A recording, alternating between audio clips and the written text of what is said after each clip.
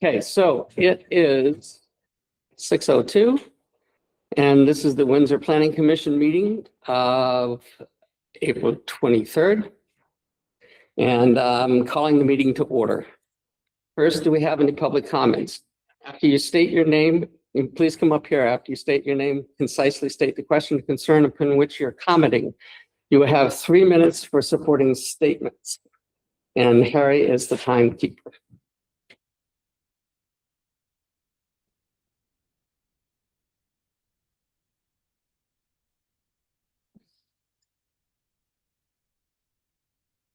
I'm Dan Jones. I have a comment on the minutes for this meeting.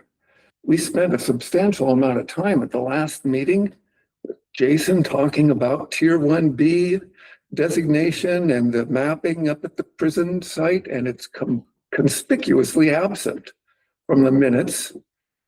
So I hope it gets put in when you do the editing of the minutes, and in particular, note that he said things were under review, including the Department of Fish and Wildlife report having to do with the shift of the boundary.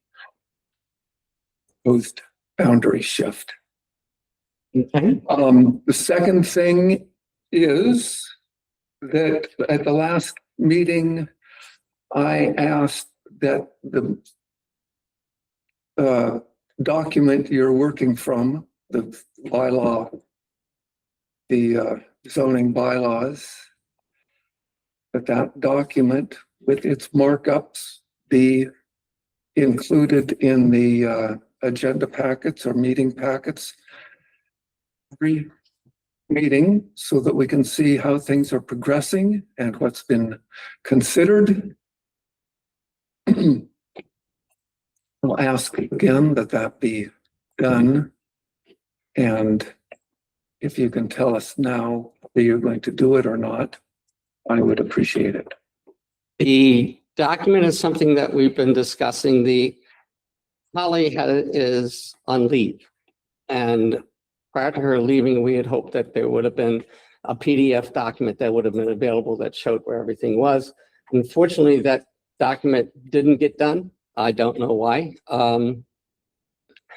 And the next meeting, once we're finished, everything will be there for everybody. There will be a document. The documents with the comments themselves, that part I'm not sure about. I need more clarity and information on that, because it would be confusing for somebody just to look at the document to see exactly what's happening with it. What's important is the documents that's changing. I know you guys want to look at all the different things and be into the meeting from that standpoint, and I'm not sure how exactly we're supposed to do that. Do you have a marked up document at the end of every meeting after you go through and do changes? Mm-hmm.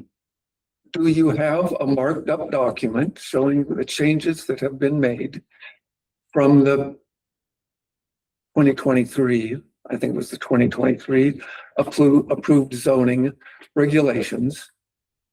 So that document with the changes shown as of the end of that meeting, is that something that exists and that could be put into the meeting pack? And Holly's the one that has been maintaining that. And what I'm saying is that we were hoping to be able to have a PDF developed, like the one that you showed us the last meeting. There was a PDF that had comments and all that. That's the type of document that you need to have. We're not going to release the document that allows anybody to go and make any changes they feel like to it, because that's the only other document we would have available, and it's not available to the public per se. The document that we do have, the working document, at this point, we were looking at that. I don't really have one that we can show you tonight. Holly is the keeper of the draft. She has been out this week. We had hoped to include it with the minutes. I thought she was going to. It didn't get done. Yeah. We apologize for that. She is going to, what we talk about tonight, she's going to review the recording and the transcript and make those edits. And next time we will make sure that it's warned with the agenda and if it's not, we should be going to hearing relatively soon. And at that time, there will be a hearing draft that has all the changes incorporated in it that has to go out with the hearing warning. So Our goal is tonight, if we can get back to this and get on task close enough tonight, is that document will be at our next meeting. And that meeting at that point in time will be one where we would hopefully bring it up as an action item. Oh. And Because we only looked at section 2. right, we're going through the rest of it now, but there's, again, we're not rewriting this.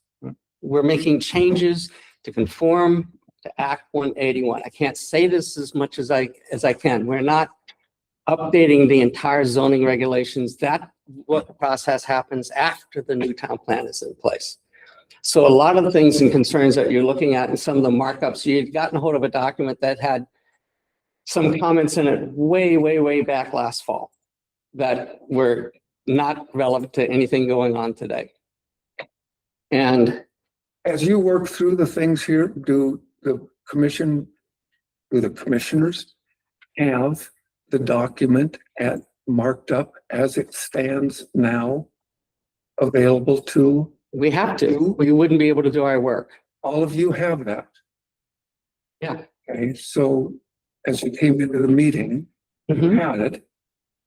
What I'm asking. It's not in the PDF format, though. It's not in a format that makes sense for others to have, because this document would allow somebody sit in the back of the room with a laptop computer and start changing our document. We can't do that. If you put it in a Word format, they could change it, but that wouldn't affect you, would it? And even if you put it in a PDF, even I know how to edit a PDF. You just convert it to something else and type in changes, but I'm not gonna slip that into your, Well, you're kind of, you have. this is all we have right now. And we wanted to have a document that would be a read-only document, to be clear, if you want to talk about the dimensions, a read-only document that the public could then see what we've done then till now. And I don't know if we can generate one from this. I think what he's asking is, do we have the document that has incorporated all of the changes that we've discussed at the meetings to date? And the answer to that is no. Hallie is the keeper of that document. Allie's the We keeper. do not have that right now, to answer your question. You don't have it. Hallie has it. She is the keeper of that document. So when she gets back, we will instruct her to please include it in the warning for the next meeting. And we should be voting to go to hearing relatively soon. And that will be the copy that is warned with the hearing warning is the copy that is proposed. Okay, so between now and the hearing warning, if you have any meetings and you put the document that Hallie has in the meeting packet that's available to the public on the website. I would like that as well. And we will ask her. We for all that. would like that. We will ask her for We that. have some points of confusion and what we're looking at too, saying, well, did this get, where are we with this? And that's right now, we're just trying to push forward. When she comes back, the next meeting, at that point in time is when we're going to do the final button up on all of that stuff and say, these changes that we've talked about here, as the way we want it to be, there will be a document for everybody to see before the meeting that they can look at that point, because that'll be the document we're going to talk about as a commission, hopefully, if we can get it done, saying that we're going to approve this to move forward to the public hearing, to then move past that, to be able to bring it to the select board for them to look at, for the select board to have a public hearing. And then at that point in time, it would be voted on. That's where we are right now, currently today. Okay. Well, Can I ask you, what is your concern about the comments? What is it that you're worried about? Well, you're right. Can we? Let's just leave it at that. Thank you for, I agree. We would also like to have the draft that has incorporated all the changes that we've discussed and not the messy comments that we have made on it. So I would like to see that as well.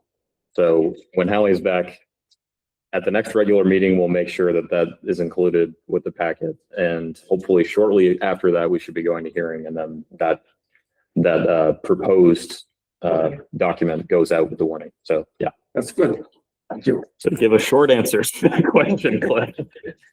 Trying to. Is there, John?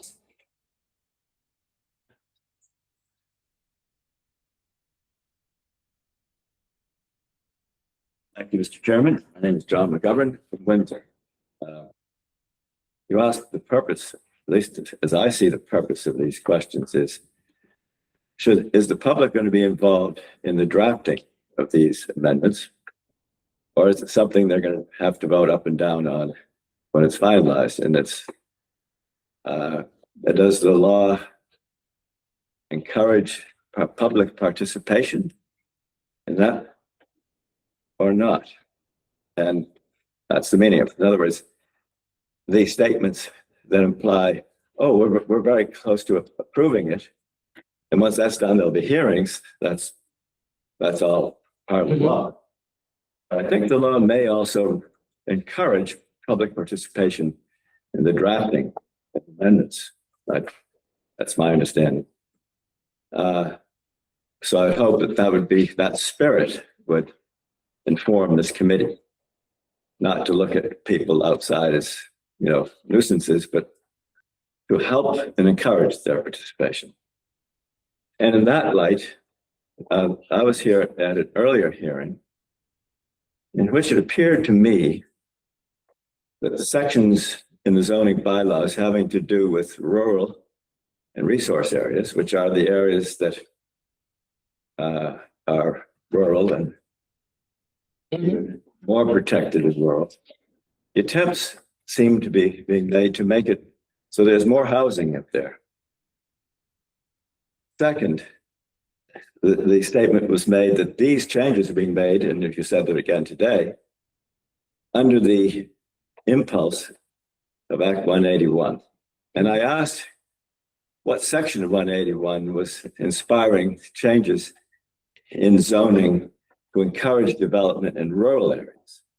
And no one had the answer to that. So I would like to, this is an example of public participation while you're drafting the bylaw changes, which I think this should be encouraged. And that is, I believe, the impetus of Dan's question about seeing this process as it's developed, not after it's developed. And then we know how those things work. It's pretty much an up or down vote. Goes out to the select board, yes, no. To the town, yes, no. You can't say, I don't like that section. I want to take it out. So anyway, those are my points that I'd like to make. Okay, those are good points. Okay.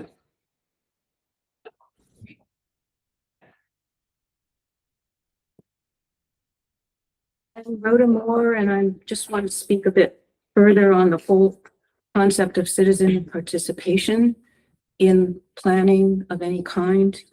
I was reviewing from the Agency of Commerce and Community Development, Vermont Planning Manual, and it has a portion 1.4.4 called the community, as a box on ethical principles in planning.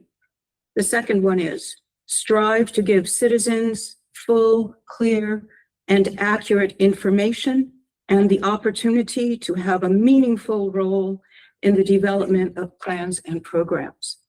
And I believe that's the point of the comments that have been made.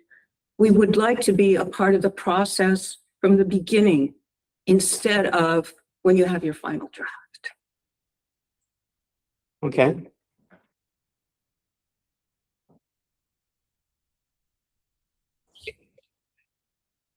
Thank you. Thank you for your comments. And again, that's what we're going to hope to try to do with having the other document that we were hoping would be available that wasn't. We apologize for that. Okay, are there any other changes to the agenda? Can we add the Act 250 notice that we got to other business? We certainly can. Jason, do you have a chance to see that email I did that get it. I'm blowing in here right before the meeting? Just opened it and just read it. It's interesting. But yeah, I'd like at least if you get a chance to look it over, to kind of explain it a little bit, because I'm confused as to what it means for us to go further from, and what I would do right now is I will forward this, because I don't think everybody got it. Sorry, what was the addition to the agenda? My apologies for the Uh, change.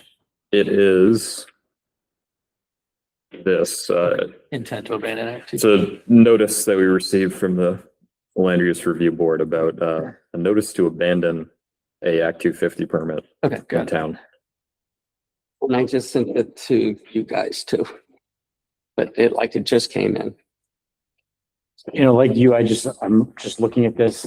So some of you may recall the Morgan Meadows project, also known as Black Dog Realty. They got where there's the new solar panels now in the big field off of Hunt Road by the interstate. That was to be, I guess, 90 units of housing. And so apparently they got their, my memory's hazy, but apparently they got an Act 250 approval on that. They are apparently now seeking to abandon that permit, presumably because it's now solar panels. That would be my guess, but I don't really know the details, and I'm making some guesses here. Like, that's what I think is going on. Do we want to just talk about this now? And Might as well just talk right here. And that's pretty much the substance of And it, I so. think I understand it now that Yeah. that's what that means. So it's basically they're saying, we took a shot and we decided not to do it. So Yeah. That's how I mean, it says no hearing will be convened unless a party notifies the commission on or before Thursday, May 14th. I don't see any reason to request one since it is just an abandonment of a permit that they're deciding not to exercise, but assuming that's what it is, I mean, that's how I read this as well. yeah. I think we can, that's all I need to say about it. When I just tried to forward this, Michael, your email address got bounced. Mine, Michael.welker@windsorvt.org. I think for whatever reason, they set it up as Mike, Yeah. which Well, that I do answer to that as well. So, makes sense yeah, in a nonsensical way. you know, Let me try to send it. yes, Mike.Welker should work. Casual. Okay. Well, the other one's still in here. That's fair. Let's grab the first one that showed up. Looks like they also send notice to the select board, and to Mark. Oh, there it is. So, Yeah. I mean, I see no reason to do anything about this unless any of those other parties have some concern that we might find valid. Yeah, I mean, the issue is the fact that the last chance you have to, we have to do with it is at the same day that we're holding our meeting. So Next meeting. our next meeting, right? Did that go through? I got it. I got it.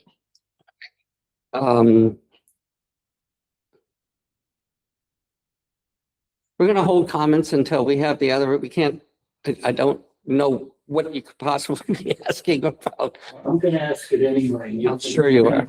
If you'd like. I missed, who made the motion and who made the second on this, changing of the agenda?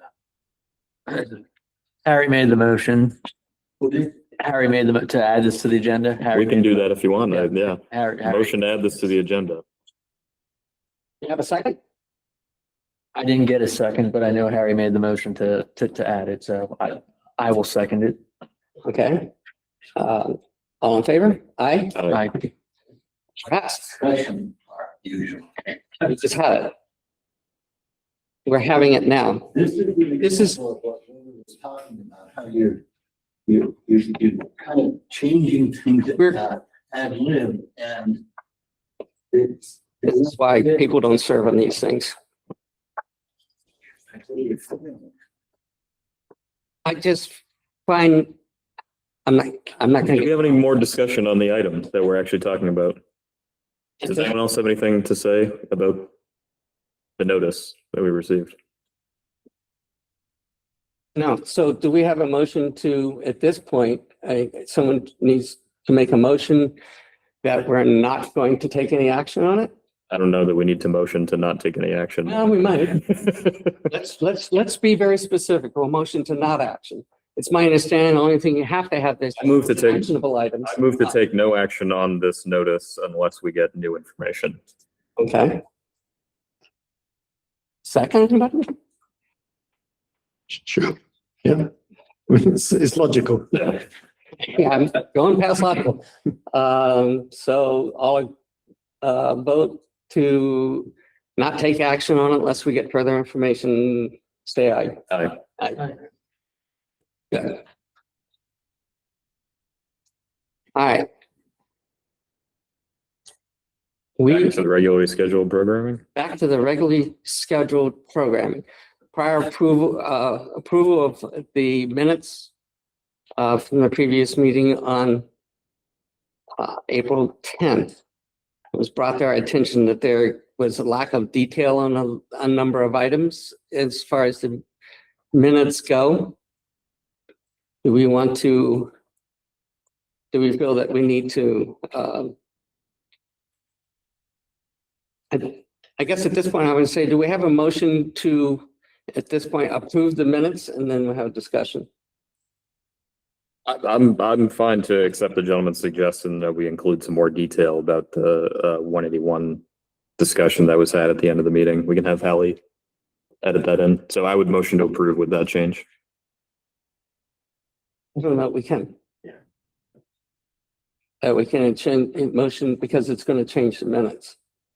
I think we have to either approve the minutes or not approve the minutes and have them changed and then go back to the next meeting. Okay. I don't know, Jason, anybody have more experience with that side of it? Actually, we have an authority in the room. I'm fine with that as well. Either way. Mike, how should we do this? You're the one who's holding our feet to the fire, so I'm gonna go to you and say, because you know more about this than I do. I've been the chair for not even a year. So, you know, you're right. There's a lot of things I do not know. So what should we do? I'll take your advice. If you acknowledge Dan's statements of valid changes to the minutes, I would say the motion should say, we'll approve the minutes as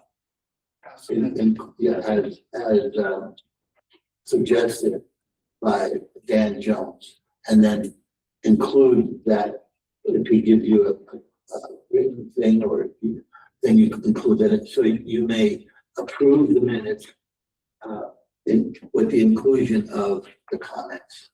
I thought so, but I think you have two options. That's one of them. And I think the other one is you just hold off on it until revisions are made. Then you can review them and approve them at a future meeting.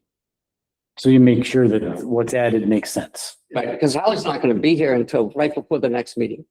So if we don't approve them tonight, it means they're not gonna get approved more than likely until the end of May. she's not back until right before the next meeting. Yeah. She's on the 12th, the meeting's on the 14th. You say it's confusing if you show the version of the draft, of which last meeting we went through section 2, but not the other sections. So one section has been discussed Correct. and comments and edits accepted or not. The rest haven't, but it's not nobody reading a document that say was uploaded today would know which one's which. And to me, it would just be confusion because we haven't gone through the process that we did at the last meeting for the other sections. That's right. So once we've gone through all the sections with public accepting, declining and looking at the comments, that to me would be the time that we actually publish it. Right, but I think his concern, if I've got this right, Dan, your concern was, we've already lost half an hour. So we might get pushed back again. Your concern was more about the comments that Jason was making, right? So it has nothing to do with our work, right? It was the comments about seeing what we're doing and being a part of seeing a living document, if you will, might be the best way to express it, that this is what's happening and how it progressed last meeting, this meeting, the next meeting, which we've all said that we need to do that. We also said at the last meeting that unfortunately, there are too many things that were there, and a lot of them were outdated, unused, and some of them got them disseminated. You guys got a couple of copies of them, got upset about some things that you saw in there. It had nothing to do with reality that was happening. They were just working documents that were there that should have been removed and weren't removed. So we said, let's clean that up. She cleaned it up. Unfortunately, we don't have a new working document that was put back in there. But that's what, none of us sitting here were tasked to do that. Regarding the minutes, So on the minutes side of this, the only question that I'm seeing here is that we want to go back and get the comments from Jason put in to the minutes about specifically, I would have to look back to what your questions were for Jason about what he had said about tier one properties, right?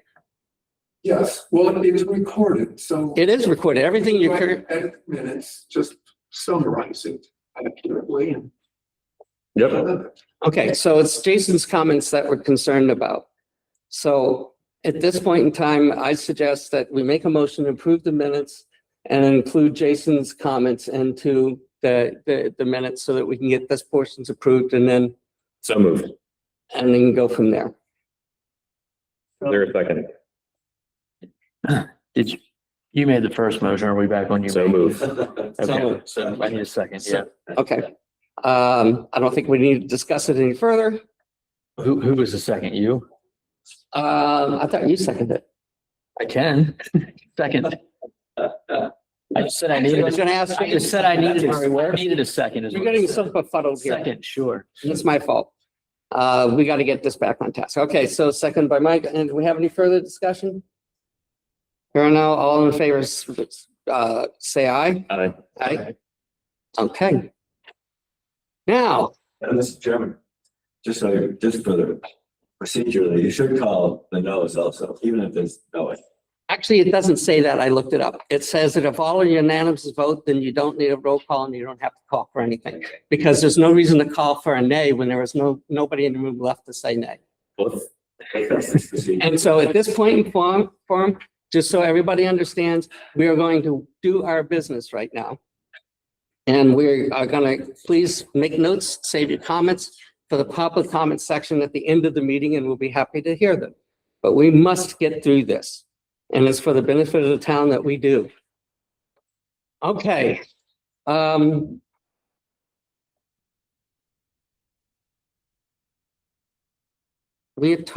talked with you earlier, Jason, about maybe guiding us through this. I don't think we need to review through the stuff we did last week. At the end of when we get through this, I know there's some small things you wanted to bring up. But if we can get into section 3. Okay. And then start on the stuff that needs to be changed. Otherwise, we don't need to read the whole thing. Hopefully, everybody has. Is there any interest in me Yeah, putting something up there? That'll take me a minute to do that, but I can do that. Yeah. That'd be great. You'd probably have That to would be wonderful. dial into the meet, yeah. Bear with me here for a minute. I don't know if I'll have to admit you or not. We'll find out. Yeah. Oh, yeah, you might have Probably to. will. By the way, I've noted, I think needs to be done in general. We need a second television in this room. And I have brought that up to the select board saying, one should face that way. That would be One nice. should face this way. Because right now you guys keep talking about you can't see, know what's happening, and you're absolutely right. And it's been that way for years. And it's like the public never sees what's on the screen. Actually, I don't know whether I could or not. It's the point where Mary said, look, you're on sale at Walmart for $250. I'll just go buy one. It's like, if that's what's holding us up, this is ridiculous. Good. Look good over there.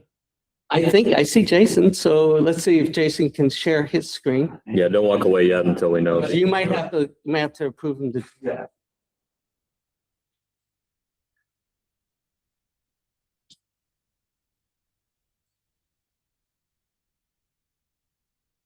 Thing I want to share here. Where the heck is it?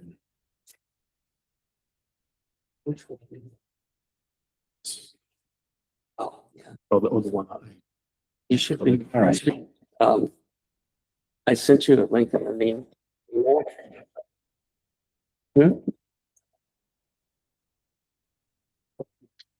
right, there we go. I gotta, Hard to read from where you're sitting, but there it is. Well, look at mine if you want. It's okay, because I've got one that I was. You don't have the comments, so. Okay, so it's gonna be hard for you all to see that, but there it is. Starting in Article 3, there are changes starting in section 3.1 accessory dwelling. Okay. Are there any, I don't know, any discussion on those changes?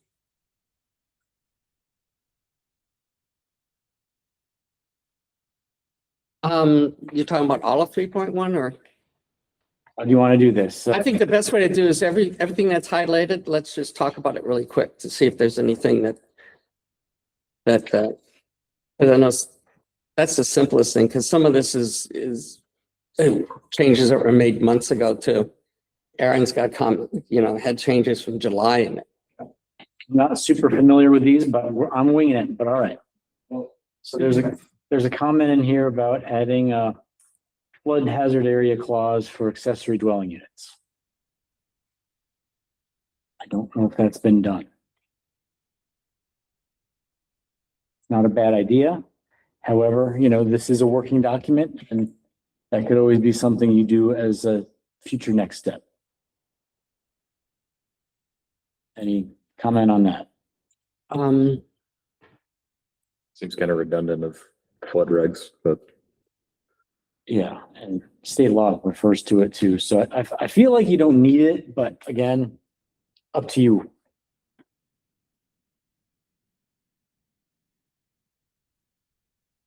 where is that comment? Yeah. So under 3.1, Oh, I see. A1. Yep. And so there's a comment right there. Add clause requiring ADUs and map special flood hazard areas or river corridors to meet flood construction standards. And I think it does anyway. That's redundant. Again, I think it's redundant. I don't think you need it.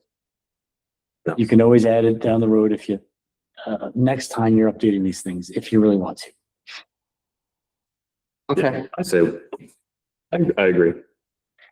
that we don't, you agree, we don't I add it? agree. We should leave it. There's no need to add No that. need to add, okay. We ready to move on? Yeah, I mean, I think the best way to do this is if somebody feels we need to do something other than what we're saying, jump in there. So under, again, section 3.1, under now subsection 2, it looks like we've added, it used to say an accessory dwelling shall not exceed 30%. It now says it shall not exceed 30% or 900 square feet, whichever is greater. That's good. Any concerns on that? That is the same as the statutory language. That's what Yes. I was gonna say, I just didn't remember You could that. Go bigger. Right. You could go bigger if you wanted to. You could say you could have 2 accessory dwelling units. You have options there, but this meets the regulatory requirements. And that's our purpose. I don't know about the second part. I guess it's simply referring to the state wastewater permitting, which is kind of a given, but can't hurt to be clear. Now what's this?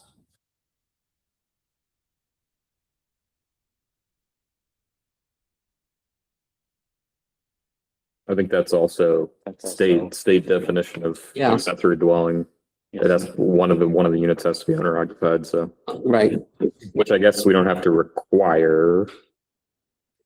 You could potentially not require it, yeah. But But I'm fine this with is it. consistent, I think, with state law, so. Right, but the comment that she said, it said something about maybe rented or owner occupied, both dwellings comply.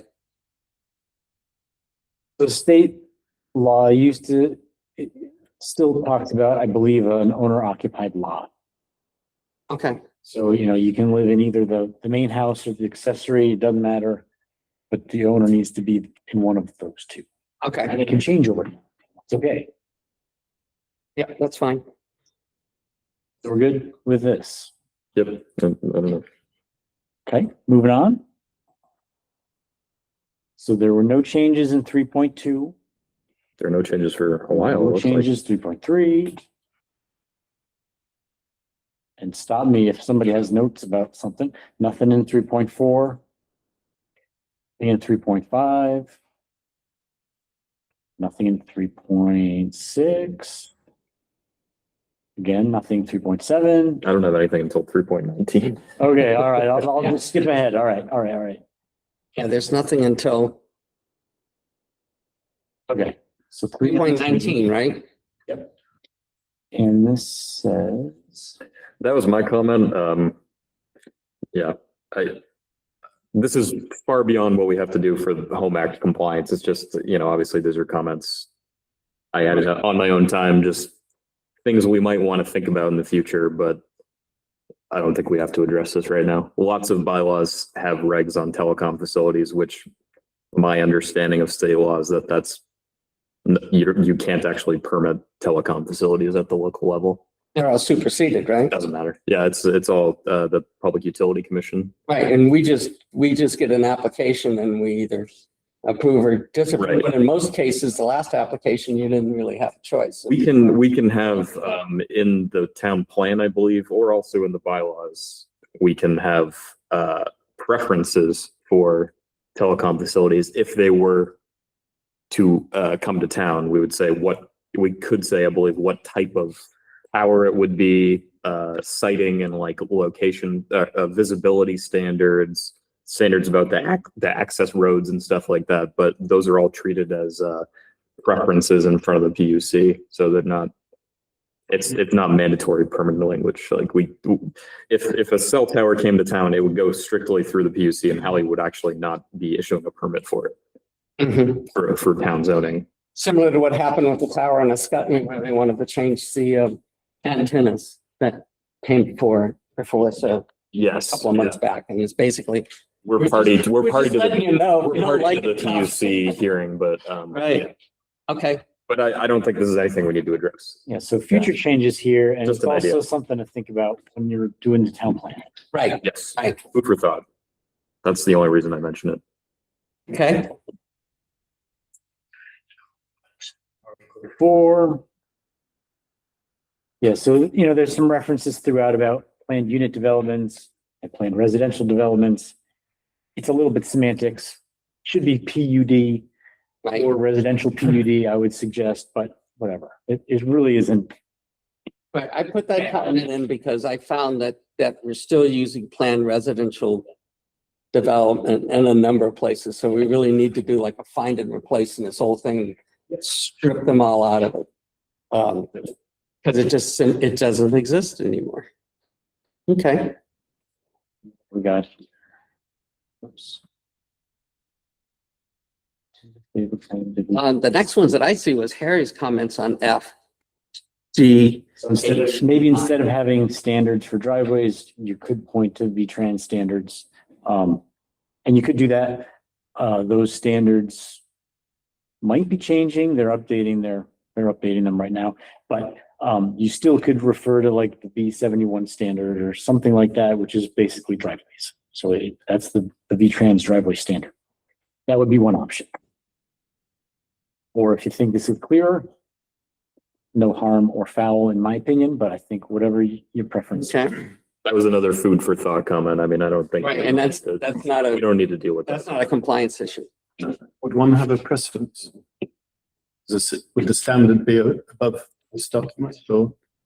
The B71 standards and stuff like, and the A76s or whatever they're actual like engineering documents, whereas this is just a written standard. So I think they're fairly consistent. I have to look at them, but it's definitely something else we could look at. That's next You year. know, if we put it on the first one, we've got 50 feet for something and the other one has 40. It's maybe better to align to a standard and then you don't have that mismatch. Yeah, I'd have to look at it in more detail to know, but I think it's fairly consistent. I think that's something we should, when we do finish the town plan, we should take a look at bringing those type of things into play into this document. and I think most, if not all towns, right, will have a standalone town road standard as well. Most do, and you Yeah. could refer to that too, or you could append these so-called B71 or A76 as sort of an appendix to the zoning. And I mean, there's any number of ways you could do this. Okay, Just the technicality. I don't think we need to. it's nothing we need to worry about for this revision. The next comment, actually, that's You, Cliff. me, yeah. And reading this, I got confused and said, should this even be here anymore? Because of the new stuff that's out? Does it still apply? So this is talking about where an accessory structure, like a garage, could be converted to its principal use. I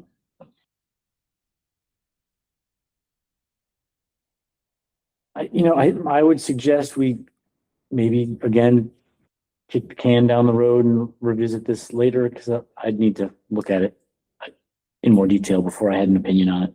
Yeah, the only thing that piqued my interest is when it's talking about the accessory structure, whether there's anything we're saying in here that's counter to 181.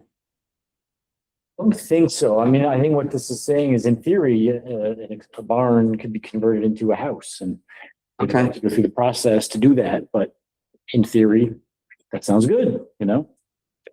Is this talking about, is B talking about subdividing that accessory structure from the principal use, I guess, or the principal structure? I guess I'm not understanding that. I think so, but again, I'd need to spend a little more time to make sure I Yeah. wasn't missing something, which I am. Well, and that's the point I was confused about too, is it says that only if the structure is located on a subdivided lot, which conforms to the lot size. And Yeah. I don't know, it's just like there That was, may be limiting, but again, I don't have a strong opinion about it right now.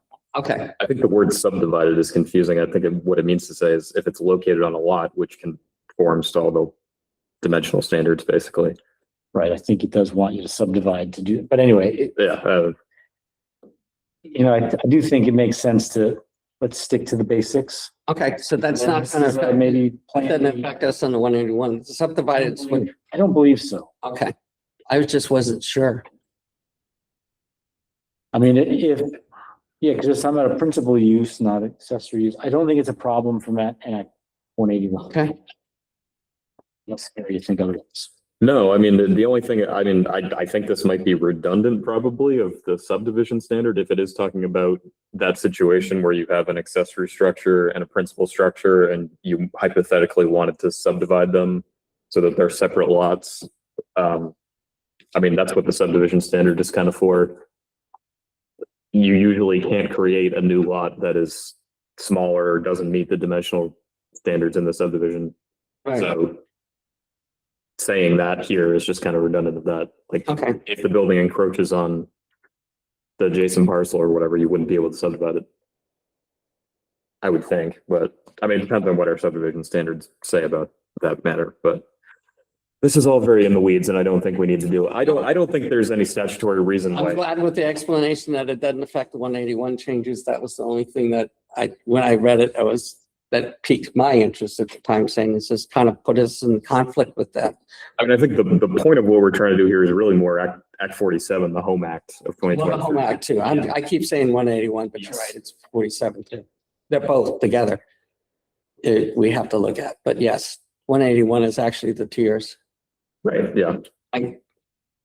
My brain gets to be mush with this stuff. They are packaged together. Very often people talk about them in the same breath a lot, but in terms of changing the nuts and bolts of like what is allowed and not allowed in town zoning, 47 is the one that kind of matters more. Okay, so we can start progressing from there. The numbers that were in the charts above, we've already went over, and that was made by Aaron, and that was done in the meeting with us all here. So I don't think we need to actually go through that, and they're all be conforming exactly to Act 41. You mean up in Article 2, where we already talked about? Yeah, we did that. There's another one, and this is table 4.1. Where are you at? Okay, yeah. Minimum off-street parking requirements, and all of these were parking requirements that were all part of that. That needed to get adjusted because it used to be 2 parking spaces. Now the new 47 says it's one. We went through this in one of the meetings when. Oh, I Aaron was see. here, Yeah. Specifically on July 29, 2025, to adjust all of these things to conform. So that one, this section was already done back then. And I don't see any more edits until we get down to on here. Signs. We're moving ahead here, are we? Okay. That's what I was saying. I didn't think there was a lot for us to go crazy. I'm all the way down to Article 5 before I see anything again. See if everybody else agrees with me on that.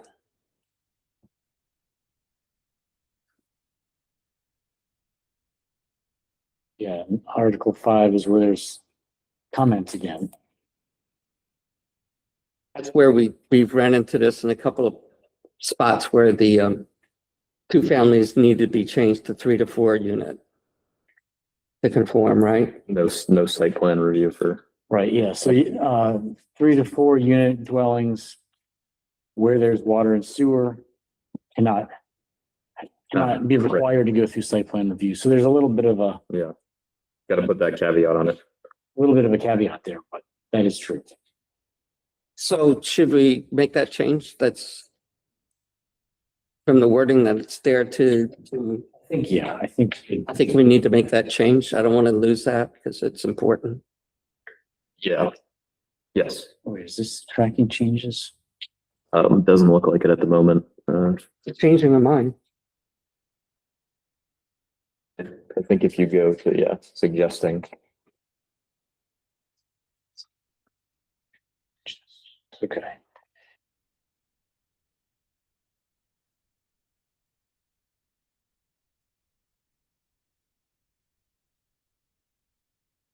Trying to say this, 3 to 4 unit dwellings where public water and sewer is available.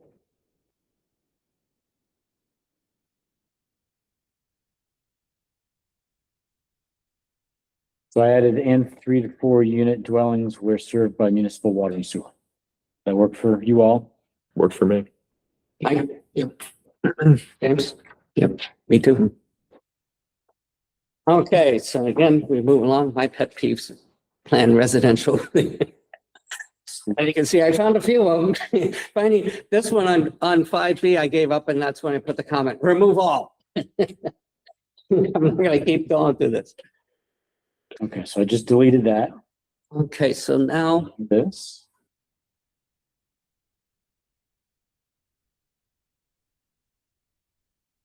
we had gone through this back in July. That's why I knew we'd go through it fairly quick, because we spent the whole meeting with Aaron going through a lot of this. Just comments of the landscape and screening and all of the things that Harry had talked about way back. That's not anything we need to really be concerned about, I don't believe. I see the next thing we should look at is district standards. We had some stuff down there on 1A.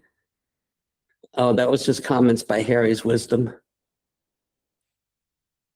So This is, I would file this all, anything in Article 5 that I've commented on is really just, would be nice We need to stuff change. in the future. None of this is Act 47 stuff really. Right, and it's all, and you're bringing it up because of the fact that it didn't make a lot of sense. And of course, we're going to clean that up with the town plan and then come back and revise this, so.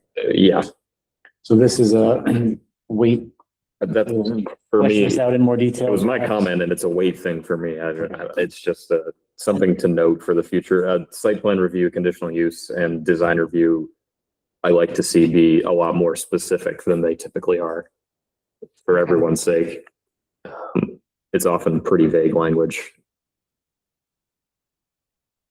And that's the case a lot of places here, but I'm fine with no action for this round of bylaw edits. So I'm seeing that actually we get all the way down to section 5.4. There's nothing in the 5.3 that had anything to do more than Harry's words of wisdom.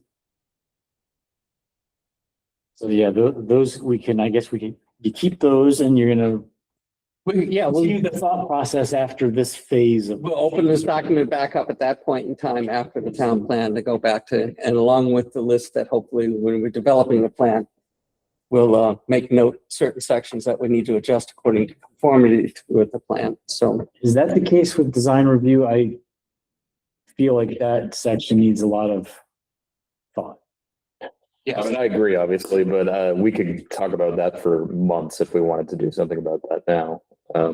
What are your thoughts? I don't think it's I don't- good, but I think it needs a lot of work and it's not something that's. I don't think we need to do it today, though. I think that's work that's clearly needs to be done. I agree 100%. And I think we need to drive some of that ambiguity by making it clear in the town plan of what that really, those expectations. Yeah, we can set that up a lot better in the town plan, probably. I know there's concerns from in historical, there's concerns on neighborhoods, maintaining their current look and feel of a neighborhood. You don't want to have anything that allows somebody to go and disrupt that. And that's all the stuff that we really, really need to discuss during town plan. And I think, maybe after that, way back when there was a municipal planning grant that paid for an architect and some planners to work together on this and, maybe that's worth thinking about doing again to update it. Cause I think, that could be a big effort. Yep. I take us back to 5.3. Sure. We jumped across, the comment I had, 5.3D on specific standards. Right. And there's suggestions here on 5.3D3, building design. And 4 was protection of natural resources. None of that's being changed. Oh, okay. So these are. We were just, that's what I'm saying, working down. These are, when I was talking about Harry's words of wisdom, Yeah. all these underlined scratches here were Harry's words of wisdom. Right. Never a This proposal. is why we could really use Hallie's official draft, because Right. this is, these notes were only for These my notes- reference and they, for some reason, got For incorporated. some reason, they're here. They're really for Harry to work from, not the commission to work from, and somehow they got mismatched into this. Yeah. And they don't belong here because there is no proposal, never has been. Yeah, none of those strikes or changes are. And this actually was the stuff that Dan had brought up and others had brought up concerns about. And that's where I'm saying that's why we need to have a clean document for the public to look at and not be confused by this stuff. Yeah. Okay. Because this is confusing if you weren't here at the time.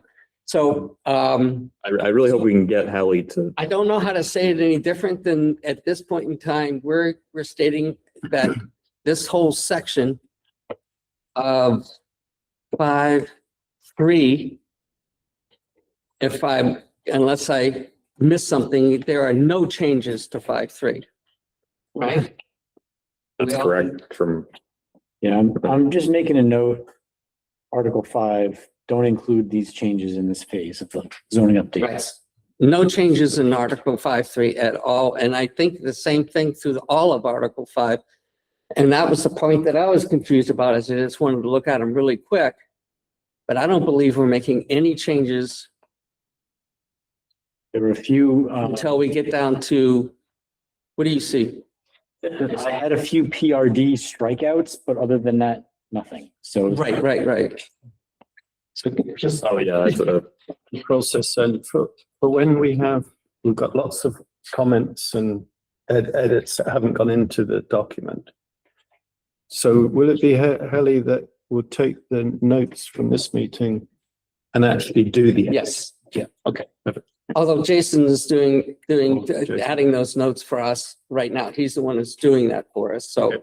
and then that document will be, when she gets back, everything we're talking about tonight, she'll have the notes for everything for tonight to be able to develop the other. I'm hoping she has time to prepare it if she's only back 2 days before. Well, that's what I'm worried about too. I don't know if we can, and I can talk to Jason some more and see what we can do in that, Jason, to suss through this and maybe, because we won't have anything to really approve or not approve unless we have something that we're comfortable with. And if we don't, that puts us at the end of the May to be able to do it. So, I mean, worst case scenario is we just skip the meeting on the 14th and come back when Hallie actually has that prepared for the 28th or whenever.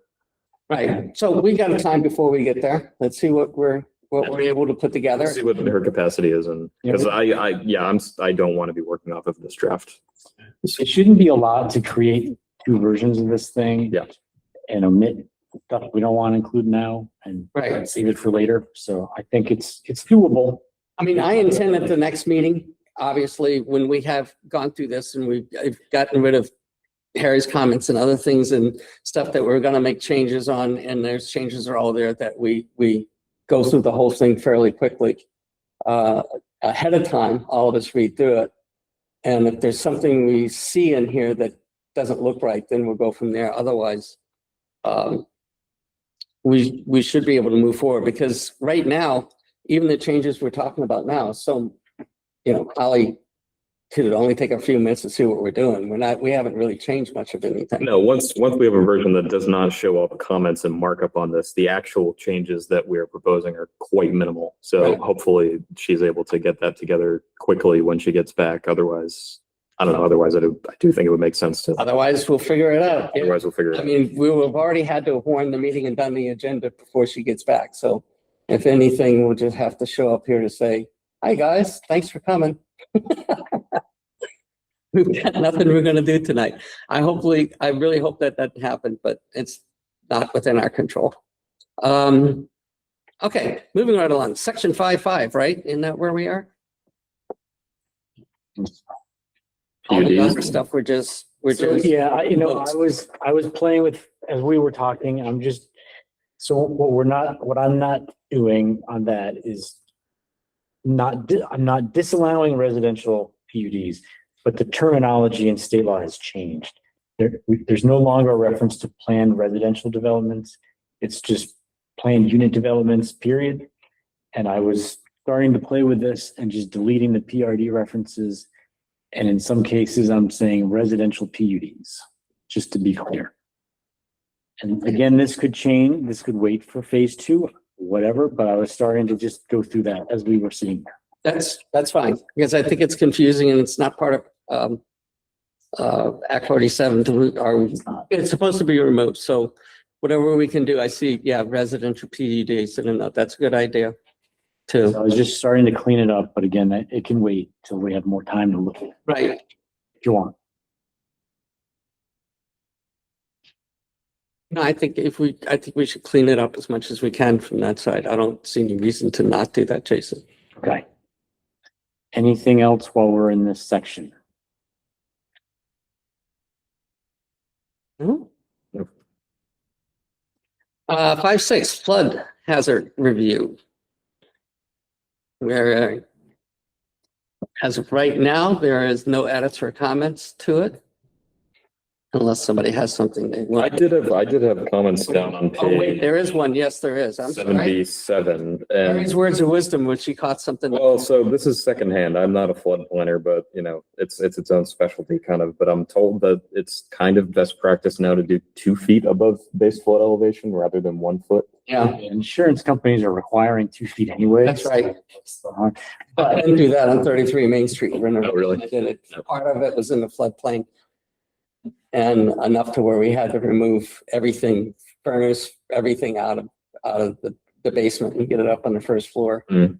which required me having to do a floor plan design again. So you're absolutely right. 2 feet is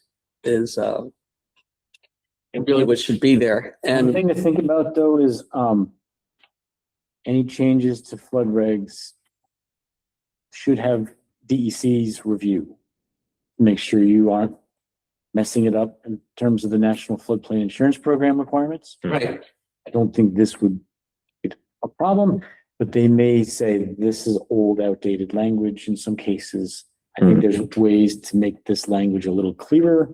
It may open up a can of worms. I think I think you're right. I think you're both right.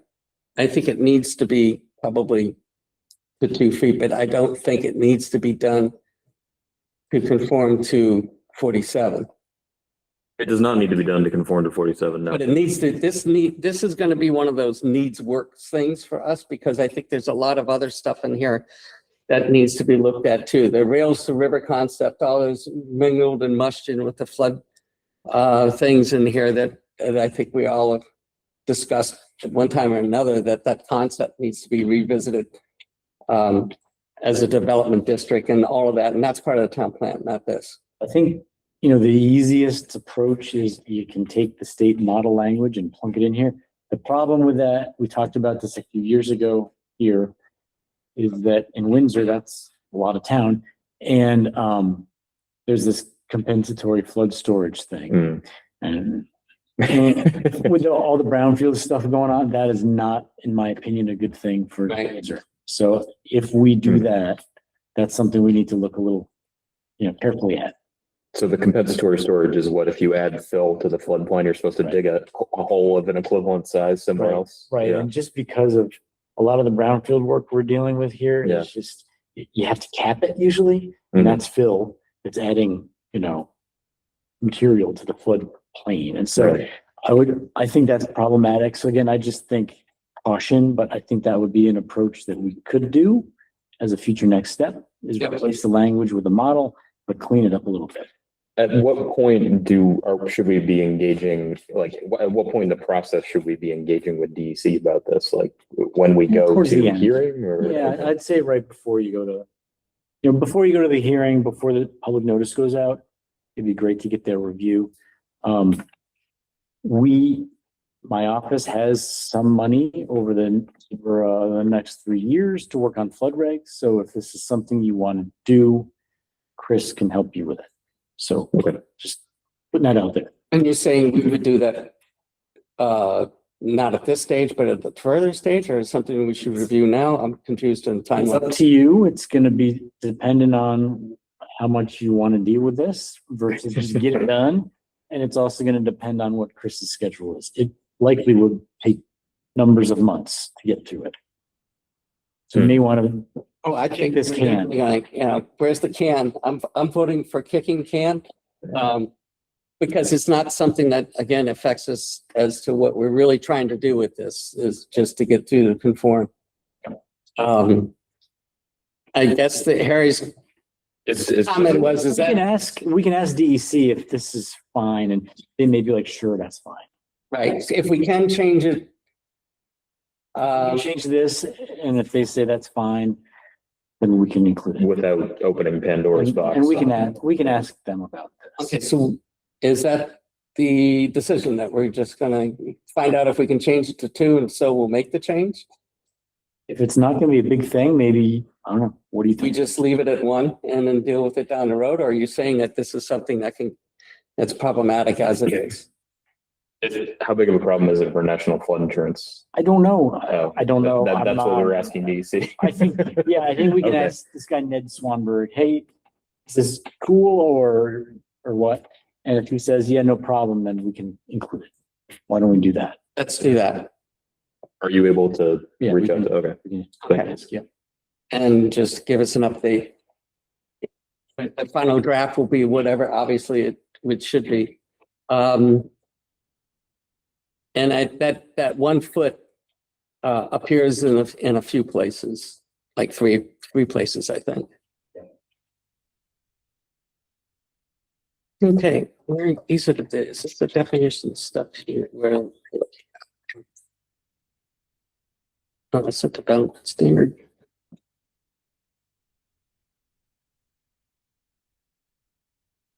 Are we going down to, What else we got? I'm still scrolling. I'm already down to Article 6 unless somebody saw something else. it's like we don't have much of any kind of comment on any of this. No, because I don't think there's anything that It's all is procedure. changing by the state regulations to any of this stuff. I think there's a lot of stuff I think should be worded better and done better, but Definitely that. I don't see anything that we need to worry about now. Article 7 definitions, and I don't know, we need to make this changes. I had said at one point in time, we referred directly to the definitions page on the state side of things, because as they make changes throughout the course of time, if this document lives basically under that, let them make the definition changes they want to make, and we don't have to worry about it here, because now we're whatever. It's what they said, that's what we're doing. And we had talked about that at one meeting. It wasn't put in here, but that was discussed. And I think we, at that time, all agreed that that's probably the most sensible way to handle a lot of this in here. But since you're here, Jason, and you know this better than we do, what do you think about that idea? Or should we?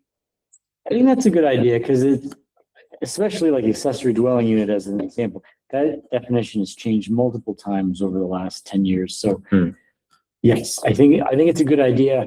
The one negative to it is that maybe it changes in state law and you don't know about it.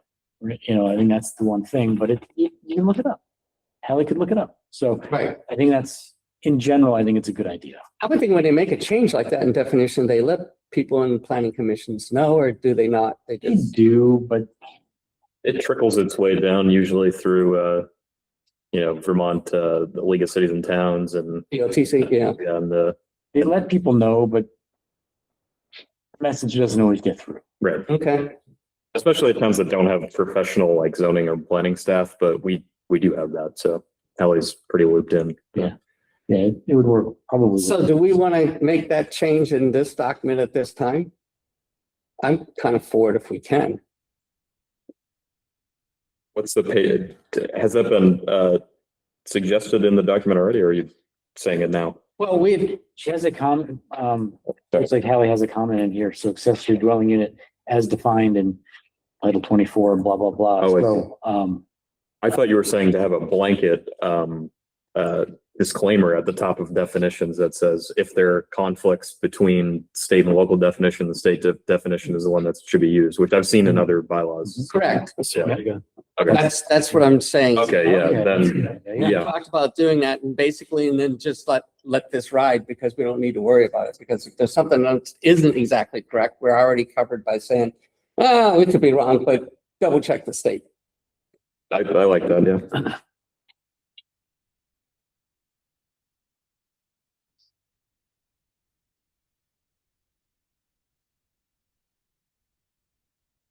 Need some refining.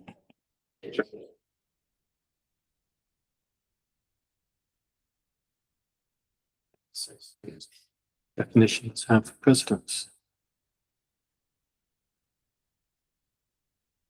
You need to wordsmith, Yeah, yeah. right? Instead of thinking like You get that, the idea. yeah. Spell it right too. Spell check, yeah. You got spell check going on over there too? Oh, not. Called president. Yeah. Ooh. Well, they say nobody's smarter than a sixth grader or a fifth grader. Well, that's what it shows. Okay. Oh, we're almost there, people. Is there anything else in here that you needed to talk about? Let's see. We were down on, where is it? There are some Building suggestions. coverage or maximum footprint from Rockingham Planning Commission made a note further down. So Hallie. Yes, I assume. Yeah. Is That that, was Hallie at the time. I think she was doing it from that account. That's what gets confusing is because she was doing both. I'm just looking for coverage, the percent. So I just want to make sure, you're being internally consistent. I'm not sure if you are. In what? So there's a definition for coverage. Mm. Right. And then, so why is there a definition for building coverage? Because is that not the same thing? That's what I'm a asking. very good point. Do we also then have one for lot coverage, which is the same thing? Well, let's see. Let's see. I thought we We had. do. Yeah, I was gonna say. I Yeah, thought so we have already three had different this versions of already. it. Yeah. Yeah. And that actually looks like maybe, or no, Hallie suggested that change. I thought maybe Aaron had suggested that. Do we need this here at all? I would say lot coverage is the most robust definition of the three, and it's the one that I think makes the most semantic. It's just semantics, but I think it's better to have that than the other two. I mean, what do we use in Article 2, I guess would be the question, and we got to make it consistent with that. How was it referred to? I'm trying to find one right now. Maximum structure coverage. is what Structure that one coverage. calls All right, so yet another. That's in the definitions too. it. And then there's, sorry for my scrolling, by the way. I'm just looking for something. That's fine. Yeah, if we're looking for like internal consistency, we could do this all day though. I mean, bylaws always have a problem with this. We don't have one for structure coverage in the definitions. So we could, I guess, take the definition for lot coverage and make it structure coverage. Or vice versa. Yeah, I guess my concern, and I can't get my head around it while I'm sitting here, is are we being internally consistent? And I think Correct. Well, we have a lot of other inconsistencies, so we're consistently inconsistent. I can say that. so. In 4.7, you talk about lot and building coverage. In Mhm. definitions, you have 3 different definitions for kind of the same thing. I think we should make them all jive. As to what that means by lot coverage, right? Yeah. I agree, but where do we do that? Do we adjust the ones above? Do we? So if you can agree on, which one was it, Harry? The one you're talking about. The one that's used in Article 2 is structure coverage. The one that has the best definition in Article 7 is lot Lot coverage. Yeah. So like if you say, oh, the definition of lot coverage is what I like, then yeah, maybe we can just make everything else work from that. Use the word improvement.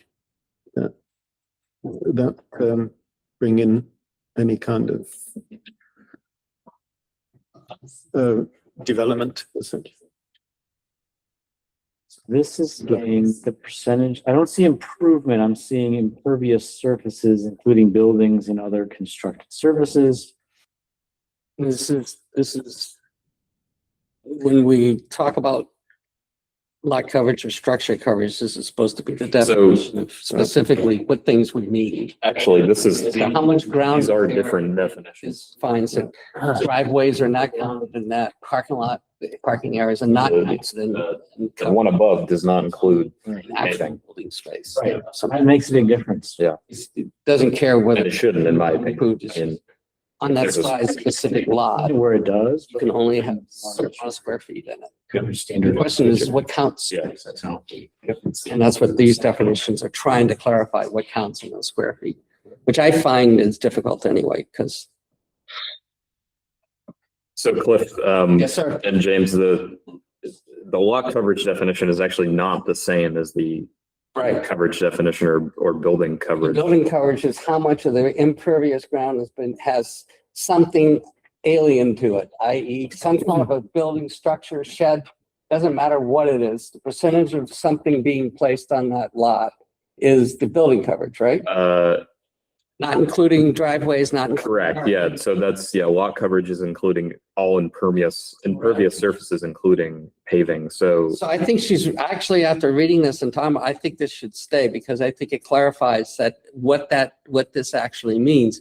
The problem we're saying is we don't actually have anything in building coverage above, right?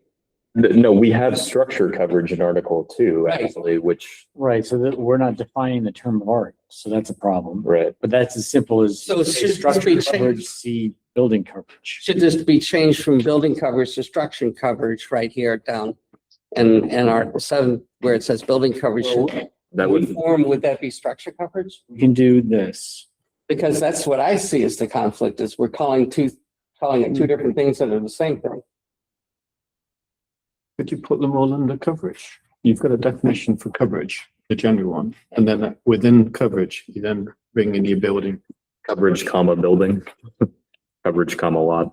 Well, I just. it has in here maximum building footprint as a sub. So you got building coverage or maximum building footprint is what this says. So if we agree that you like the definition of building coverage, I just put in structure coverage, see building coverage. So it's the same meaning. Okay. You see what I'm And saying? you changed it above from structure to building, right? And I it was, kept building coverage as she has it defined, yes, sir.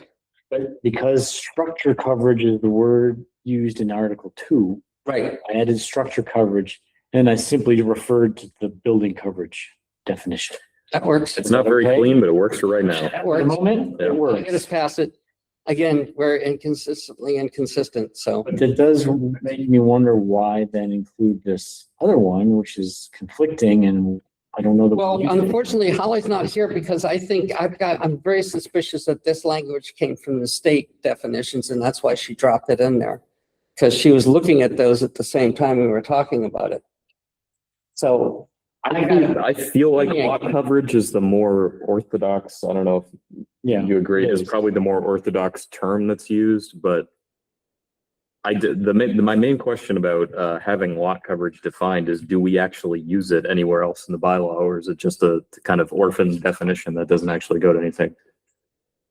And I just control F for it, and it's mentioned a few times, but only in terms of lot/building coverage. And I see inconsistencies all over. We're seeing between interchanging the word building and change the word structure in multiple places. It's not ideal, but It's not under, an example, under garden center definition, the use of land, buildings and/or/structures for the purpose of, it's like, well, okay, unless I'm crazy, what is the difference between a building and a structure? Right. I don't know that there's any difference in that. I think this is the kind of stuff we really got to focus on the next time around after we're finished, come back with the town plan, clean the town plan up also to make sure it doesn't have conflicting things, this kind of language in it, which I I don't. mean, yes or no. I mean, it's inevitable in a document that's, whatever decades old and has been worked on by many different people. All right, I know, that's what I'm. Yeah, ideally we should get as good as we can, but Yeah, what Jason just did with, pointing towards another definition, that works. I mean, it does. that works. Yeah, I'm fine with It's that. not it's a clean, little but clunky. yeah. But I will say, so structure, previous zoning administrators have considered it a statute, a structure. And if you look at the definition, yeah, I see that. Okay. It's different than a building. Is a fence a structure or is it? Well, right, Yeah. right. So right, again, what that's the way to we go. mean, and I think this is something we could talk about all night. So Yeah. I do think it's, And I don't want to. yeah, probably something that's a phase 2 thing, to be honest. with you. Okay. And I see what you're saying under lot coverage further down, it kind of describes a lot more pieces there. So I think we're covered. Actually, it's interesting because the definition lot coverage down below, she cites 24 VSA right there. Somebody does. It just says Rockingham Planning. That's Ally. Yeah. All right, so there's really nothing that we need to worry about between changing those things now besides the note that Jason made, right? Don't think so. Okay, There were a couple of things I wanted to point out really quickly. Could I do that? absolutely. Okay, so going back to Article 2. Hmm. Sorry, it's been taking too long, but, So are we finished going down to the bottom of here? Is everybody happy Right. with, Mr. Chairman, and then we could jump back up? can we look at the definition of abutting? Of abutting? Abutting. ABUTTING, I think. Second one, better 7.1. It's having a common border with, or being separated from such a common border by a right of way, alley, or easement. If you're at an intersection and one house is on the northwest corner and another is on the southeast corner, are those two houses abutting each other? I'm sorry, say that again. Yeah. So you're at a corner? Intersection, They're let's say kitty corner. there's streets going north, Uh-huh. south, and east, west, and they cross. You want on the other, You have one house on the northwest corner Mhm. of the intersection and another diagonally across the intersection on the southeast corner. They're separated only by a right of way. Mhm.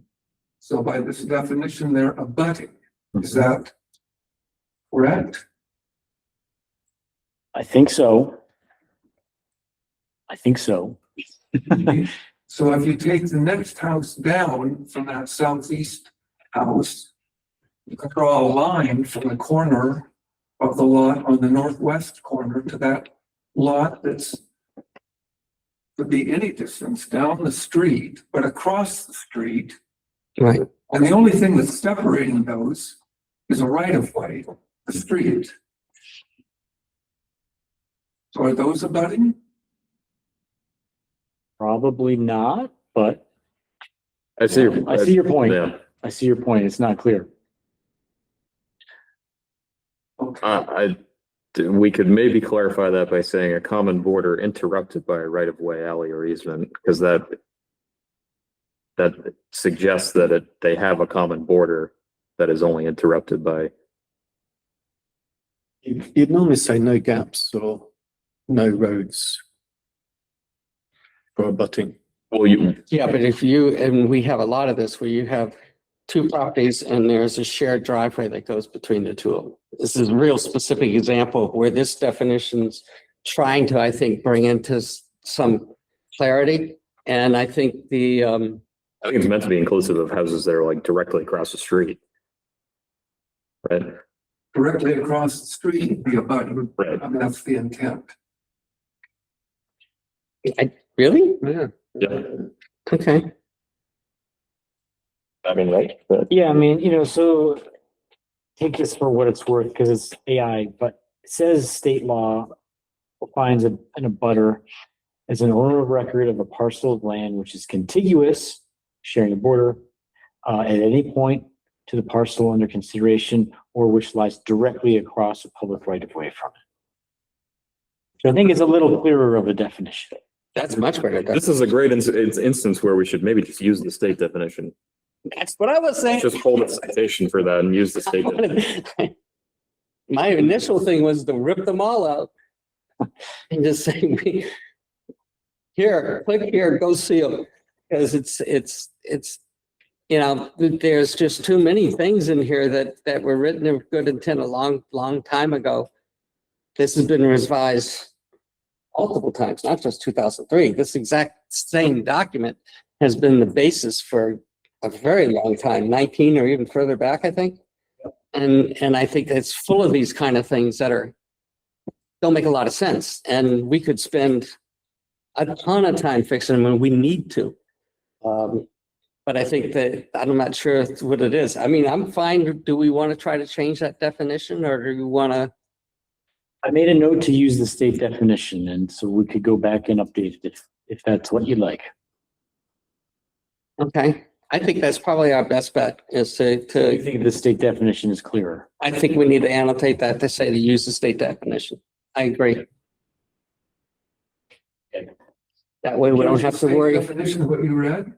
Yeah, well, I think so. I will double check, but yes. Okay, and does it indicate the diagonal across the intersection? Does it? There, Make it's that not clear? explicitly clear. I think it would say, yeah, diagonal, yes, but the one down the way, no.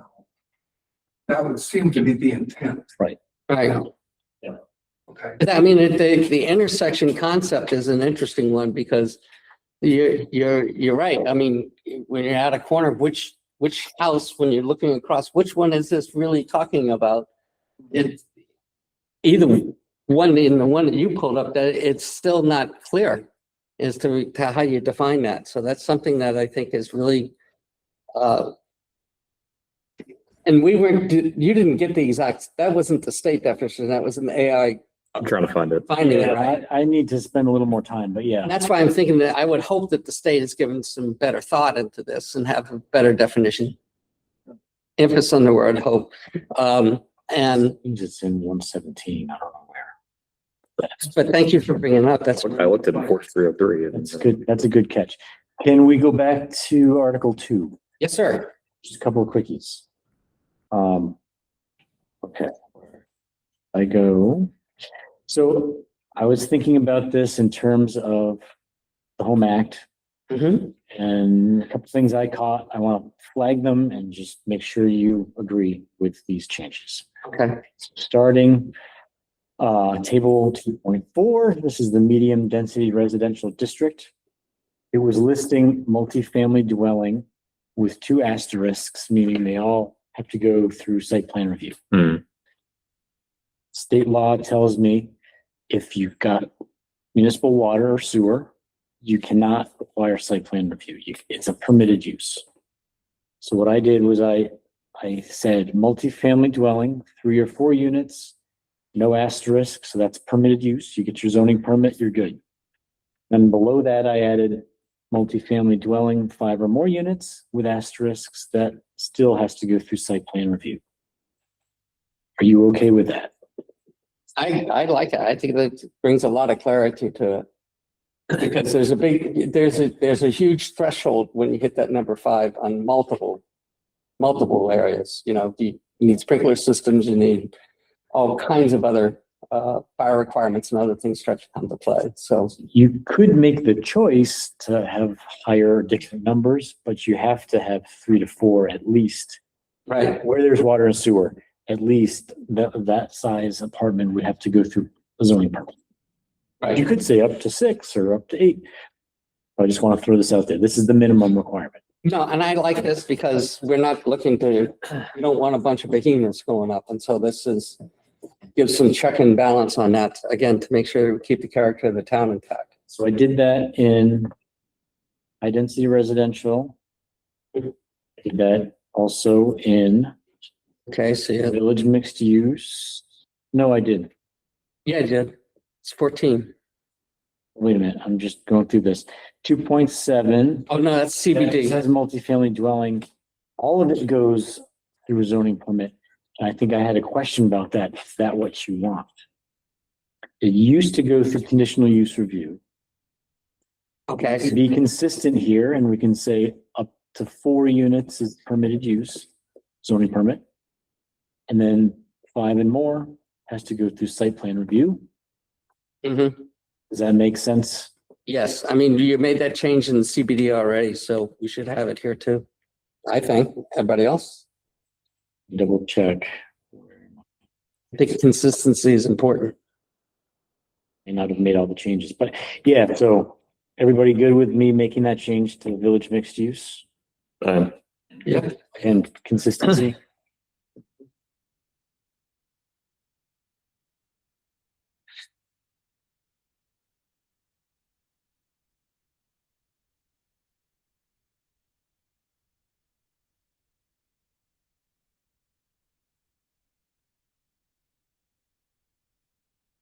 Okay, Great. I think that was it.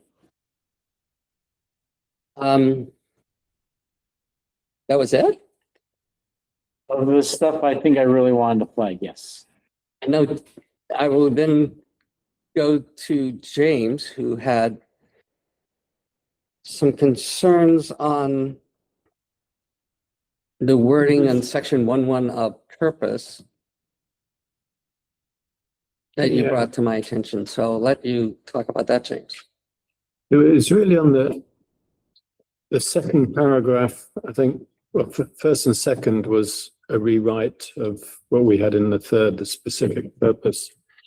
And just want to make sure that where we're sort of not talking about the historic development or the preservation of the historic development plan, is that covered under the town plan? Or should we keep some of this wording? We have an historic district, right? That goes through checks and balances from that side. I know I have had experience with it. So you're asking if we should strike the third paragraph? I think the third paragraph was struck, right? It was, but he's wondering if we should keep it. I think. Right? Or minimize it a little bit because some of the, Well, some of the Some of things it it said is in there covered under kind the of new one. conflicted a little bit with the new language, I think that's why it got changed. I mean, so first of all, the statement of purpose doesn't really mean anything from a regulatory standpoint, but I mean, people like it because it kind of sets the scene or whatever. I mean, I think it's just kind of reiterating what the state's planning and development goals are. So It doesn't, It doesn't matter either way is what. What I did, and unfortunately it didn't really note it, but I did make a change in here. And for some reason, I'm not seeing it showing up, but the last sentence of the second paragraph where it says advance statewide planning goals while remaining responsive to Windsor's, used to say Windsor's unique physical, social, and economic context. I've added the word historical, Windsor's unique historical, physical, social, and economic context, which I thought completely just surmised it and That's, put it in a nutshell and said, we're not getting away from making sure we're maintaining the historical context. yeah, that's good. Okay. Yeah. So we're good with it as worded? Striking the third paragraph is good and use it as worded otherwise, right? Because I think that covers it. I think that was an important point because it didn't emphasize that. It did up top, but it needed to re-emphasize it. But again, I felt too. Thank you. Hate to say it, but is there anything else? Did we finally actually get to the end of this dumb thing? We left out, I just want to go back to the bottom again and make sure that we didn't miss anything. There were a couple, I think there was one other thing I saw. Statutory consistency was another, I'm going from the bottom up. I don't know if this is helpful. On page, There still are a few, like, are they internally consistent type? the variance in here, temporary shelter was one. Yeah, we didn't see those things. Let's go back up to where we were. Mixed use development. Yeah, there's a few things here with, so we ended at lot coverage, right? And then we went down. So this would bring us next to, I think setbacks is a similar one to, honestly, making sure we're being internally consistent. Hallie's added something about that under 2.4. Again, it's just, are we being consistent? I'm not sure if we are. well, we went through that at the last meeting and tried to clean that up, I thought. I could be wrong. It's just a question that I had because I. That's the problem with all the comments is because we don't know whether we've actually cleaned some of this up or not cleaned it up, and because the comments are still left there after we cleaned it up. So, because I remember we started, you were calculating the dimensions, we adjusted the frontage to, because we had some dimensions that just mathematically didn't work. And we cleaned that up at the last meeting to change. I think we're in a better place for that now. So the next place we were was, this is February 10th, Rockingham Planning, delete paragraph, mixed use development. Down on page 109. In the definitions. And that's just down from lot coverage in the definitions.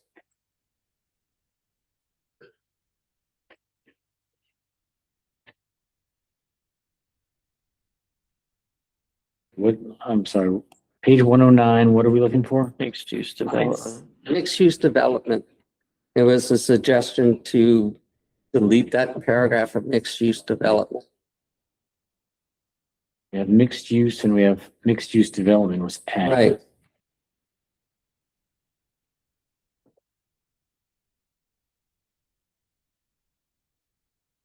Now, I don't know, what I'm confused about is what, I don't know why you would need both definitions, I guess, this one. I guess, I mean, that's just a, yeah, and I'm not sure by what's here if, I mean, usually we talk about a mixed use building, mixed use site, and they're kind of different. It's kind of similar to the different, one's more like a, if you will, like a plaza type thing where there's multiple things going on one spot versus a multiple use building, but we're not making that distinction. this is a real stretch, Jason, but I think maybe it has to do with the affordable housing density bonus, which says that the housing portion of a mixed use development shall be blah, blah, blah, given a density bonus of whatever. I don't know why you need both definitions, but You do.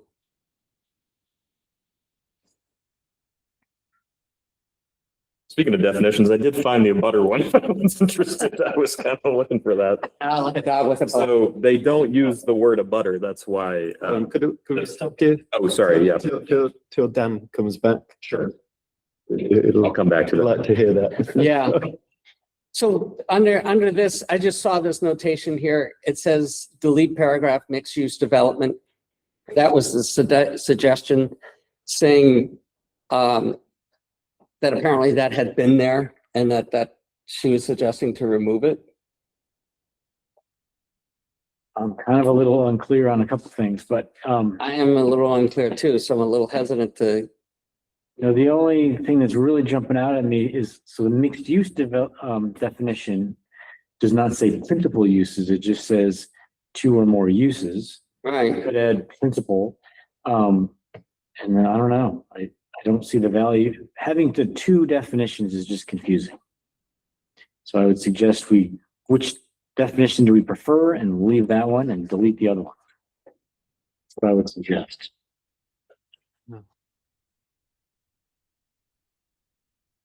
Well, the first one says see section 312 for mixed use.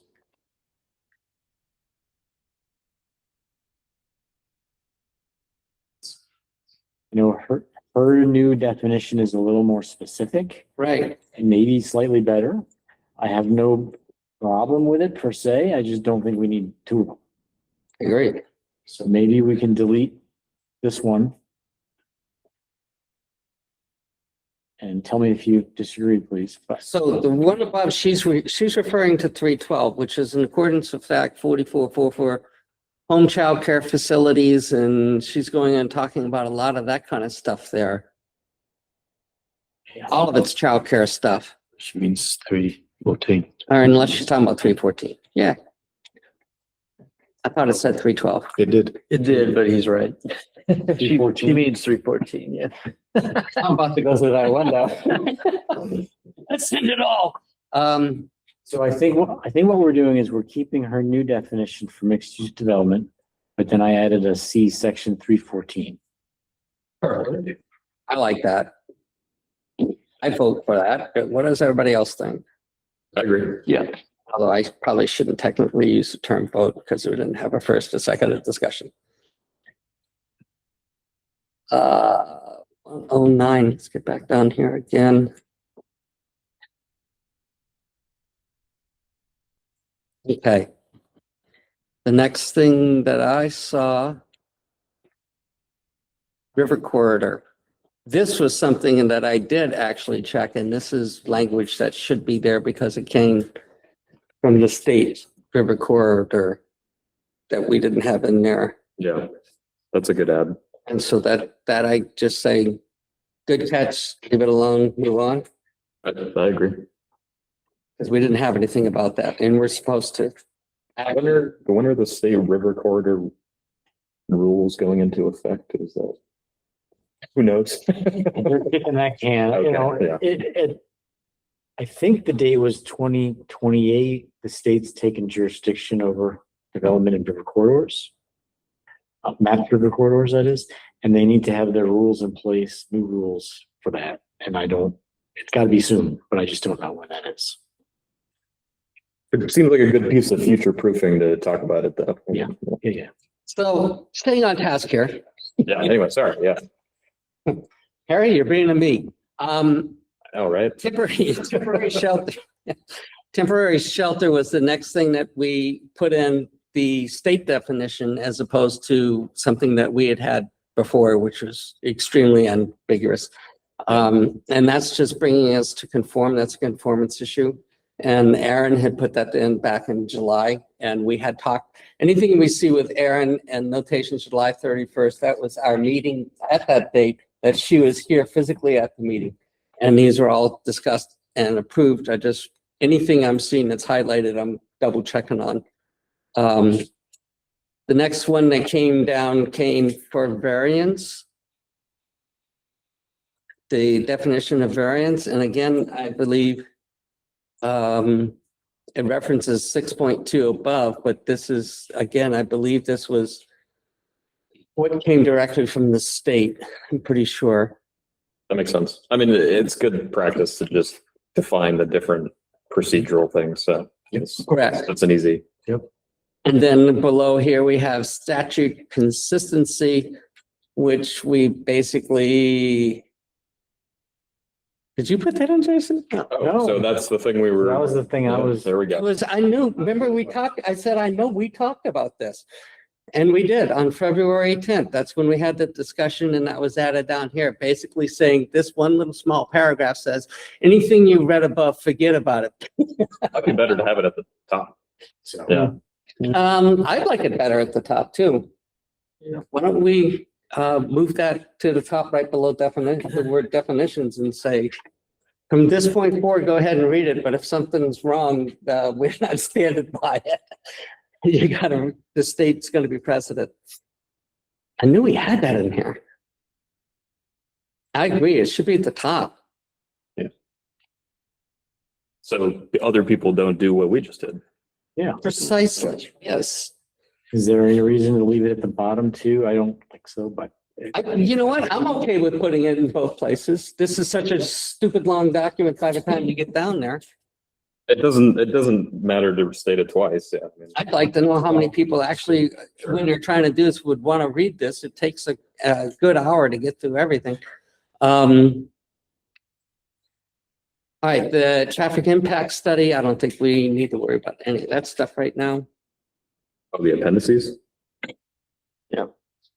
And at the bottom of it just gives a link to documents, which I don't like that link anyway. It's generic and it doesn't get us anywhere, but we'll discuss those things in another time. Yeah, looking up the Windsor zoning documents is a little bit of a thing.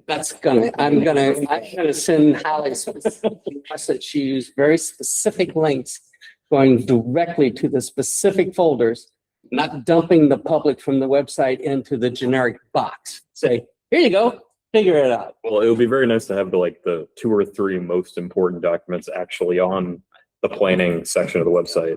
Take a look at the link I sent to you to a new website. You'll see that there. Okay. I've already. So you're working on the organization. It's already there. There's a new planning commission website that's not, it's in a stage now where we can start looking at it, offering suggestions and having some comments and That's stuff. all the case. Oh, wow. So There's pictures on there too. Yeah. I figured I said I would do it, so it's done.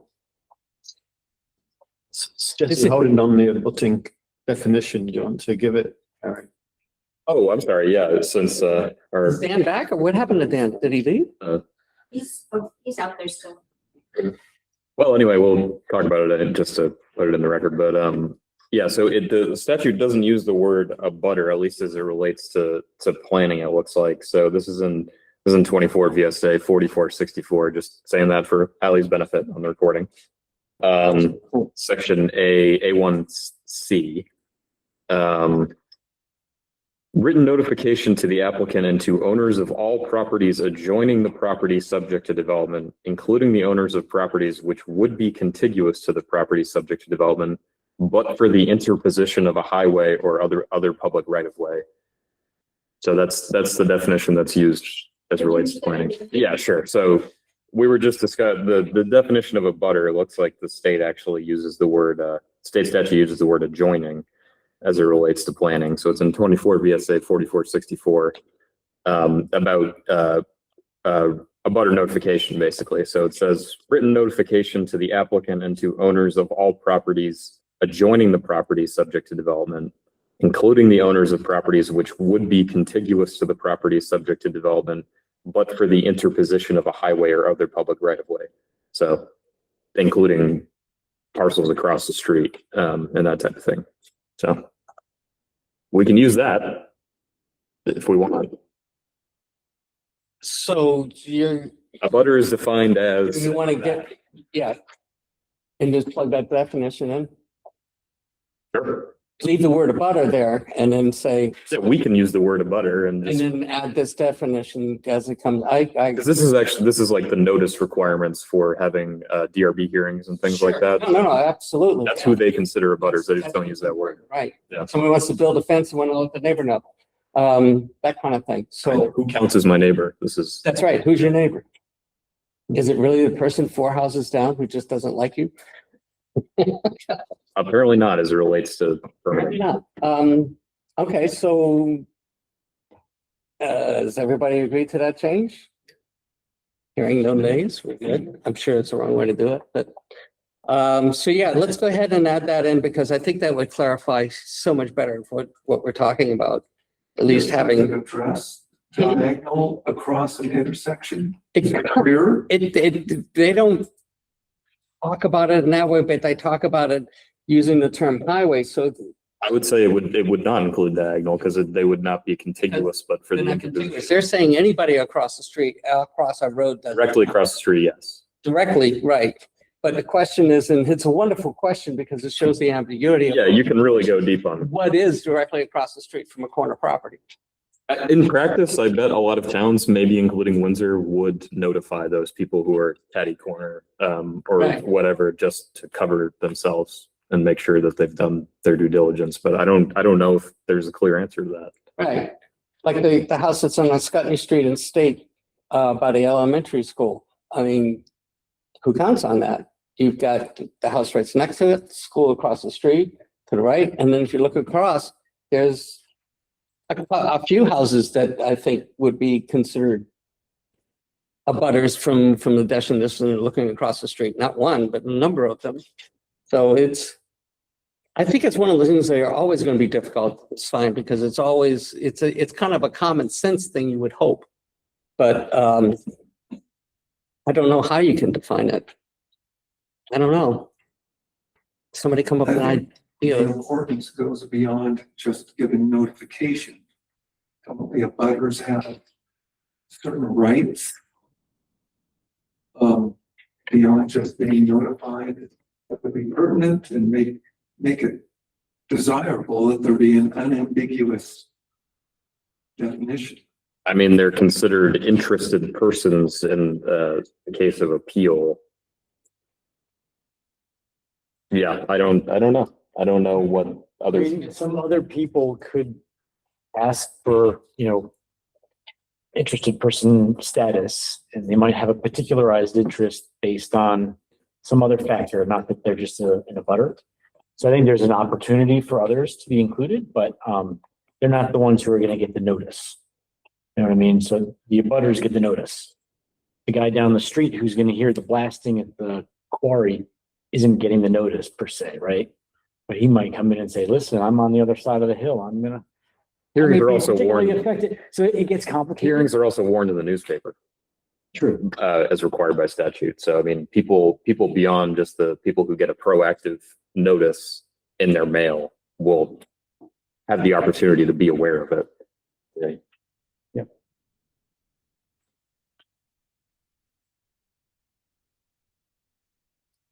Can we try to keep us Okay. on track for a 2-hour meeting?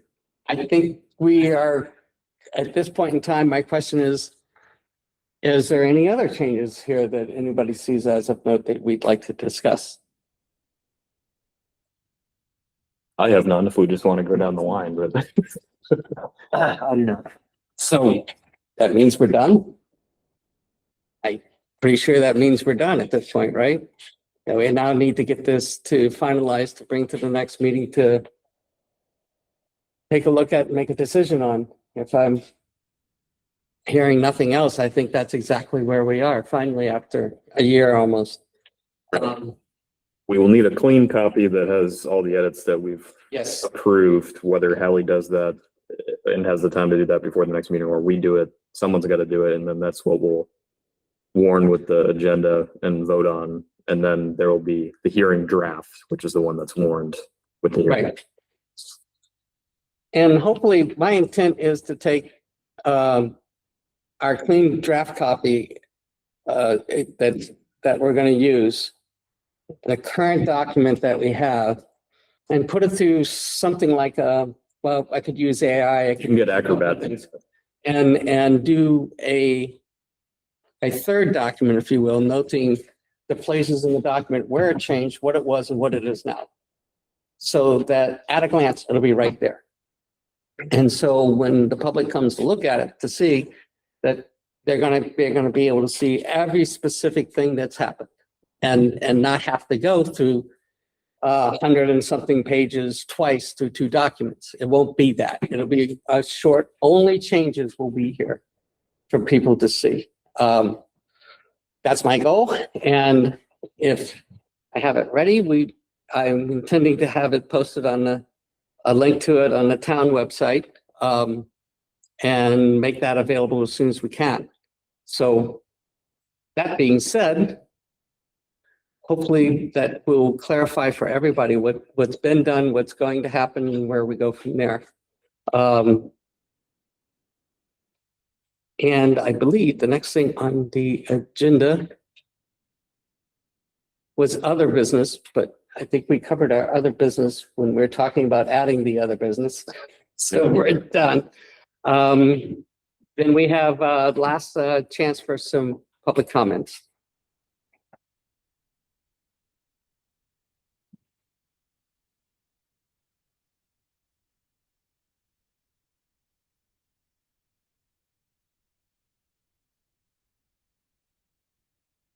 Thank you. Michael Quinn, the topic is, I think, meeting decorum and public participation. My feelings are the several times I've attempted to participate in meetings of this planning commission, the response has been either dismissive, disrespectful, hostile, and I don't know the origins of that because I know it's not my motive to elicit that. So I wanted to explain a little bit about me and what my motives are. I'm a real advocate for transparency and the open meeting law and public participation. My history is that I was an elected auditor in town. I was on the Windsor Select Board for about 6.5 years. I was on the Paradise Park Commission for over 20 years. And so I have experience in meeting, the way meetings go. I've been on both sides of the table. When I was in those roles, I always wanted to be educated about doing my role the best. So beginning back when Deb Markowitz was Secretary of State, I would go to trainings by her. And then I continued with those trainings when Jim Condos was the Secretary of State. And I don't know if you guys remember the thing called the Transparency Tour, where Jim and his two assistants, Chris Winters and Jenny Prosser, would go around the state and have strategic meeting places that covered the most, made it accessible to the most people. And I went to at least 3 of those, Springfield High School and the Hartford Town Hall. So I got a lot of training from them, and what I have tried to do, and essentially failed in my role as a member of the public in Windsor, is share those things. And my goal always was to make that group stronger and aligned with the state statutes. And I often did get a lot of harsh feedback. And I participated fully in the Act 250 process when the prison was being expanded. And so I know how attorneys can get involved. And when I see what I think are kind of gaps in your procedure, I fear that they might be opportunities for an attorney to use those against you when you're involved in some kind of litigation. So I wanted you to know that I'm not kind of I don't come here to be a pain in the ass. I come in here to share some of that training and experience. And so far it hasn't been well received. So I guess I'm trying to do some reconciliation. So if you know more about the foundation of my comments and my motives, that it might not be so harsh, because I sense some kind of you kind of cringe when I want to say something. And I'm just trying to be a helpful citizen who's had some degree of training and education, local government. So that's it. Thank you. You're welcome. Appreciate your comment. Any other comments? Okay, hearing none, then, we are adjourned at 7:56. How about that? You made your time frame.